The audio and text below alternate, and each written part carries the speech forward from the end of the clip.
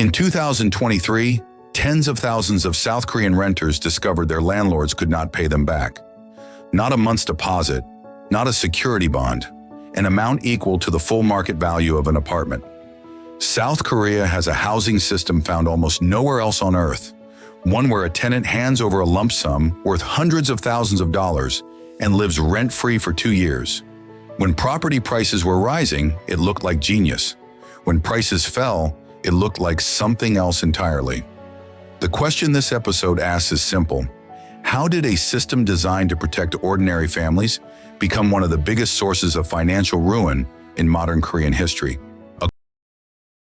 According to Statistics Korea, jeonse contracts account for roughly 40 to 50% of all rental arrangements in South Korea, a share that has persisted for decades. The typical jeonse deposit in Seoul has hovered between 60 and 80% of a property's purchase price, according to KB real estate data.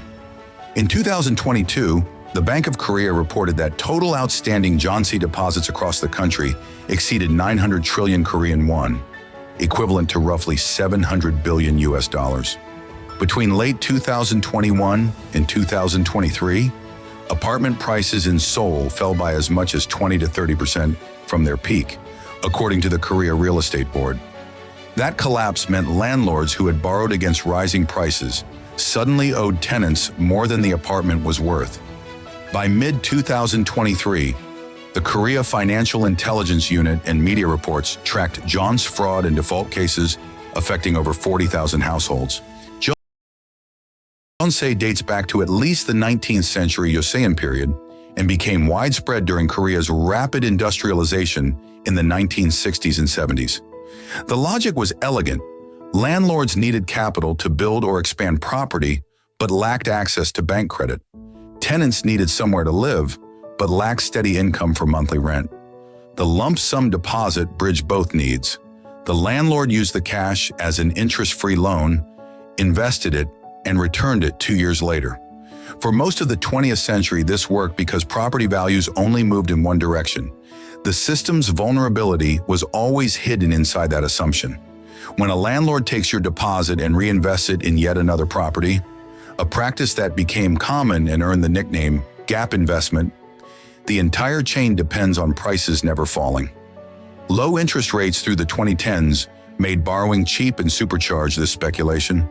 When the Bank of Korea raised rates sharply from 2022 onward to combat inflation, borrowing costs spiked, property demand collapsed, and the chain snapped. The human cost has been severe and well documented. South Korean news agency Yonhap and domestic broadcaster MBC reported on families who lost life savings of 100 million to 500 million Korean won, sums representing years of income, with little immediate legal recourse. A specific variant of fraud emerged, so-called jeonse fraud, where unscrupulous landlords deliberately collected deposits on properties already deeply mortgaged, then declared bankruptcy. The South Korean government under President Yoon Suk-yeol introduced emergency measures in 2023, including a state compensation fund for defrauded tenants, though critics noted it covered only a fraction of total losses. Housing instability also carries secondary costs. Displaced families crowding into cheaper monthly rent arrangements called wools, rising household debt, and eroded consumer confidence. The OECD noted in its 2023 Korea Economic Survey that household debt remains among the highest in the developed world relative to disposable income, and jeonse leverage is a significant contributor. Korea's jeonse crisis is not simply a local curiosity. It is a precise case study in what happens when an informal financial system scales up inside a modern leveraged economy without matching regulatory oversight. Every country has its version. The UK's interest-only mortgage era, the US subprime market, China's pre-sale apartment deposits. The pattern is consistent. A mechanism that works beautifully in rising markets embeds hidden catastrophic risk that only becomes visible when prices reverse. What makes jeonse notable is its intimacy. The risk was carried not by banks or funds, but by ordinary families who believed bricks and mortar were the safest possible place for a lifetime of savings. As South Korea now debates whether to reform or retire jeonse entirely, the rest of the world might reasonably ask, Where else is the same bet being made, quietly at scale and with someone else's life savings?